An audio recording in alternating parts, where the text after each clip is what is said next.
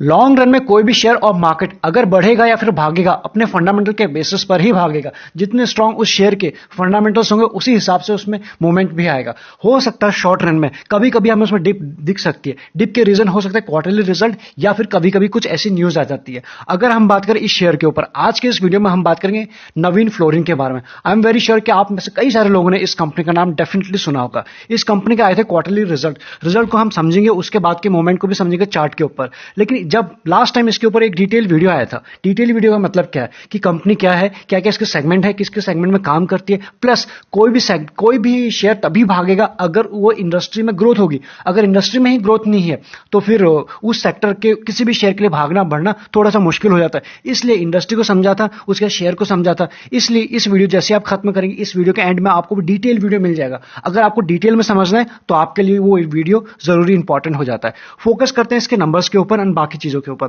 हमें यहां क्या दिखाई दे रहा है, YOY बेसिस पे ये हाइलाइट्स है, यानी कुछ इंपॉर्टेंट चीजें हैं जो हमें समझनी काफी इंपॉर्टेंट हो जाता है किसी भी शेयर के ऊपर।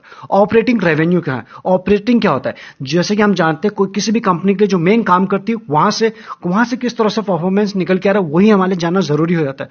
वहां पे आप देख सकते हो चीजें आपको अगेन बढ़ते हुए नजर आ रही है। प्लस 53% की जंप दिखाई दे रही है ऑपरेटिंग रेवेन्यू में, जो हमारे लिए पॉजिटिव बात है। अगर हम बात करें ऑपरेटिंग इबिटा के ऊपर, वहां पर भी आपको YOY बेसिस पे 50% की जंप नजर आ रही है। Again this is positive. Plus अगर आप फोकस कर पाएंगे यहां पर जरा सा और मार्जिन के हिसाब से, कंपनी के मार्जिन किस मार्जिन पर काम करिए, again this is good for us. उसके बाद ऑपरेटिंग PBT यानी प्रॉफिट बिफोर टैक्स, ये भी आपको सारी चीजें यहां पे पॉजिटिव ही दिखाई दे रही है। यहां से हमें कुछ आइडिया समझ में आ रहा है, बाकी और समझते हैं।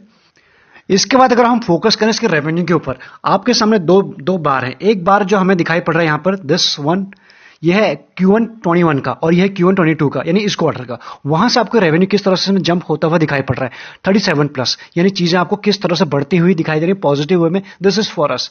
ये चीजें हमें जानना है कि कंपनी में चल क्या रहा है। अगर हम बात करें जो रेवेन्यू आया ये आया कहां से है, इंडिया से बात करें ये है 53% एंड जो बाकी बात करें इंटरनेशनली 47। यहां से ये भी हमें चीज समझ में आ रही है कि जो कंपनी है इंडिया में ही काम नहीं करती, इंटरनेशनल भी काम करती है।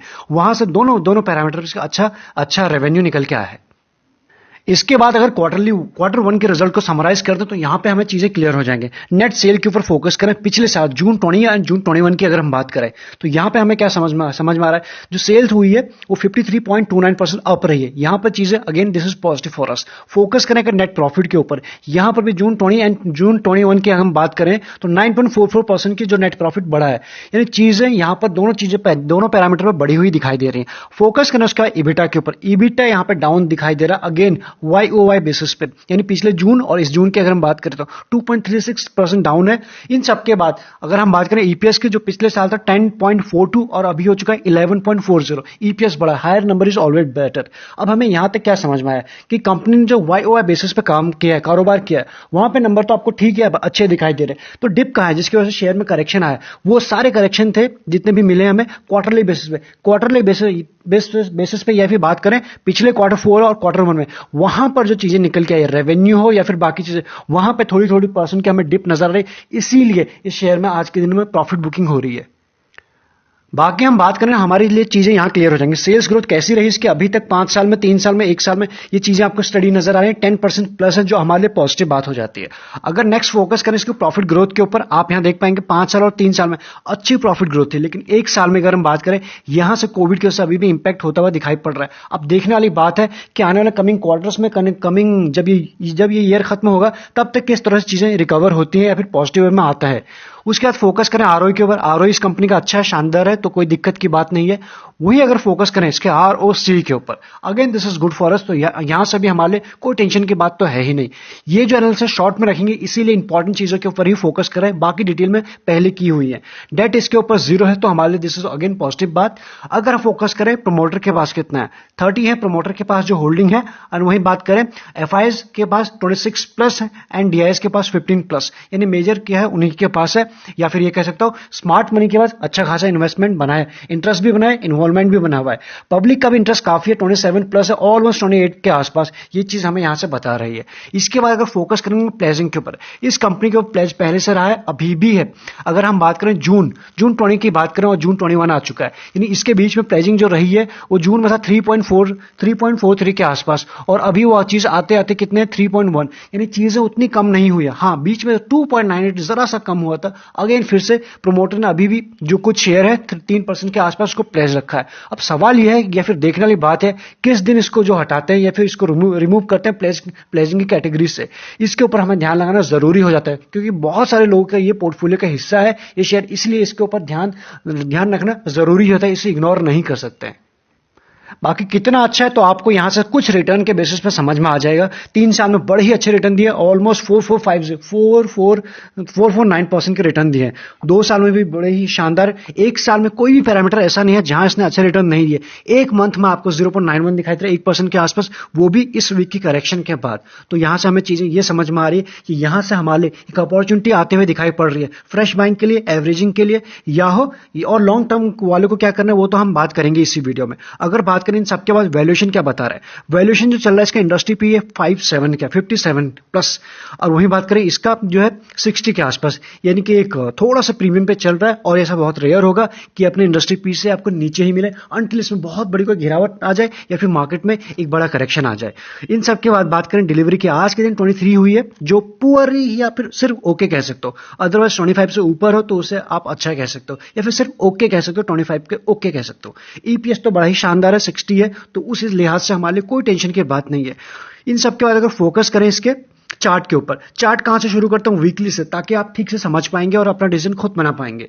यहां पे हमें वीकली में क्या समझ में आ रहा है, बड़ी ही अच्छी इसमें रैली रही है बीते दिनों में, 2021 से लेकर अभी तक का चार्ट आपके सामने। और इस वीक की अगर हम बात करें, कुछ दिनों से शेयर बस अपने रिजल्ट का ही वेट कर रहा था।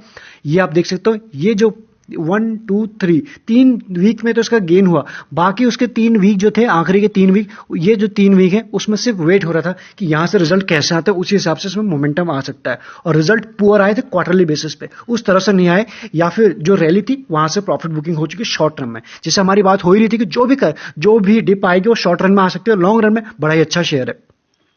यहां क्या होता हुआ दिखाई पड़ रहा है, ये जो कल भी अच्छा करेक्ट हुआ था और आज के दिन में मार्केट में भी शार्प करेक्शन आया, उसके वजह से भी इसमें भी कुछ करेक्शन आया। तो अभी क्या है, यहां से तो हमें ये समझ में आ रहा है कि एक वीक में यहां अभी भी कोई अपने जो इंपॉर्टेंट लेवल्स है उनसे काफी ऊपर है। सपोर्ट की अगर हम बात करें तो उसको समझने के लिए वनडे पे चलते हैं। वनडे पे जरा एक सेकेंड, ये भी वीकली का ही चार्ट है, लेकिन इसमें क्या है कि ये जो हमें लार्जर टाइम में जो इसका ट्रेंड दिखाई दे रहा है उससे हम समझते हैं। वीकली में जब भी करेक्ट हुआ है अपने 20 डे के आसपास से सपोर्ट दिया, और उसके बाद ये इसमें अपट्रेंड की जर्नी शुरू हो चुकी है। तो अभी भी क्या है, अपने 20 डे से काफी ऊपर दिखाई पड़ रहा है, यानी इंपॉर्टेंट सपोर्ट से ऊपर दिखाई पड़ रहा है। अगर हम बात करें एमएससीडी की, एमएससीडी ने अभी क्रॉस ओवर नहीं दिया, क्योंकि बहुत सारे लोग सिर्फ एमएससीडी के बेसिस पे ही ट्रेड करते हैं, उसी को लीडिंग मानते हैं। वो लीडिंग तो है तो सही, लेकिन सिर्फ उसके बेसिस पे डिसीजन ले लेते हैं, इसलिए इसको समझते हैं। जो इसमें सेलिंग आई है वो एक वॉल्यूम बेस है, वॉल्यूम भी बढ़ रहा है, यानी कि एक वैसे ही प्रॉफिट बुकिंग नहीं आ रही है। वॉल्यूम किस हिसाब से बढ़ा हो यहां पे आपको ठीक से समझ आएगा। ये है वनडे का कैंडल है, यानी हर एक कैंडल हमें वनडे रिप्रेजेंट कर रही है। ये देख सकते हैं आप नीचे वॉल्यूम, इससे पहले जब हुए था एंड उसके बाद अभी हुए। तो ये था इसके रिजल्ट के बाद, एंड उसके बाद क्या हो रहा है, अभी जिस लेवल के आसपास आ चुका है 20 को इसने कल के दिन ब्रेक किया था 20 डे ईएमए को, एंड उसके बाद आज के दिन ये रफली आसपास है, अभी अपने 50 डे ईएमए के ऊपर ही है, लेकिन अभी भी इसमें कोई जो रिवर्सल है वो यहां से दिखाई नहीं पड़ सकता है। कुछ गिरावट इसमें थोड़े से तो और दिखाई पड़ रही है, या फिर नीचे के लेवल आते हुए दिखाई पड़ सकता है। तो ऐसे में हमारे लिए क्या है, ऐसे में दो चीजें। सबसे पहली बात, फ्रेश बाइंग एवरेजिंग के लिए गिरते हुए शेयर को बिल्कुल हाथ नहीं लगाएंगे। जब तक इसमें स्ट्रेंथ वापस नहीं आएगी तब तक इसको सिर्फ ऑब्जर्वेशन पे रखेंगे, अदरवाइज कहीं ऐसा ना हो हम एवरेजिंग करते जाएं और छोटे इन्वेस्टर का कैपिटल खत्म हो जाए एक पल के लिए। तो सबसे पहले जो सपोर्ट की बात करेंगे, जो ये इसका रीसेंट का हाई था, या फिर इनकी बात करें, यहां पे कुछ सपोर्ट लेते हुए दिखाई पड़ सकता है, जो रफली जो लेवल निकल के आ रहा है 3570 के आसपास। लेकिन यहां पे रुकेगा नहीं रुकेगा, ये उतना स्ट्रॉन्ग सपोर्ट है नहीं। यहां जो इसका स्ट्रॉन्ग सपोर्ट आता हुआ दिखाई पड़ रहा है वो है 33, यानी कि 33 के आसपास, इस लेवल के आसपास से आपको आते दिखाई पड़ सकता है। अगर इस लेवल के आसपास आता है तो उस लेवल के आसपास हम देखेंगे कि यहां पे वेट कर रहा है, रुक रहा है, स्ट्रेंथ वापस आ रही है, वॉल्यूम बढ़ रहे हैं, हायर हाइज की सीरीज बन रही है या फिर किस तरह से इसका ऑप्शन चेन का डेटा बन रहा है, बाकी सारी चीजें जब हमको वहां पे कॉन्फिडेंस देंगी उसके बाद ही इसमें हाथ डालेंगे। लेकिन हाँ, तब तक इसको इग्नोर नहीं मारेंगे, वो वॉच लिस्ट पर डेफिनेटली लगाएंगे।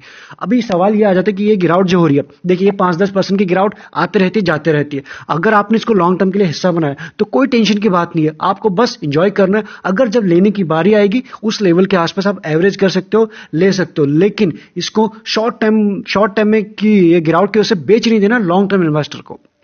तो यहां से हमारे सामने चीजें क्लियर हो चुकी हैं। पहला सपोर्ट जो आएगा 3570 के आसपास, दूसरा जो स्ट्रांग सपोर्ट होगा 33 के आसपास। अगर उसके बाद भी इसमें गिरावट कंटिन्यू रहती है या फिर मार्केट में प्रेशर ऊपर से आता है, तब हमें 3250 के लेवल, तब तीसरा आखिरी जो सपोर्ट है वहां आते हुए दिखाई पड़ेगा। तीसरा वहां आएगा नहीं आएगा, लेकिन दूसरे के आसपास रुकता हुआ हमें दिख सकता है। वो तो एग्जैक्टली हमें मार्केट बता ही देगा, इसलिए इस शेयर को प्राइम फोकस पर रख सकते हैं। चलिए, इस वीडियो में इतना ही। अगर आप प्राइवेट चैनल का पार्ट नहीं बने, डिस्क्रिप्शन में आपको लिंक्स प्लस प्रोसेस मिल जाएगा। प्राइवेट चैनल पर हम रियल टाइम बेसिस पे जो पर्सनल ट्रेड होता है वो भी शेयर करते हैं, प्लस जैसे जैसे हमें मार्केट में मूवमेंट आता दिखता है वो भी कुछ शेयर करते रहते हैं। Thank you so much. For regular update के लिए आप चैनल को सब्सक्राइब कर सकते हैं।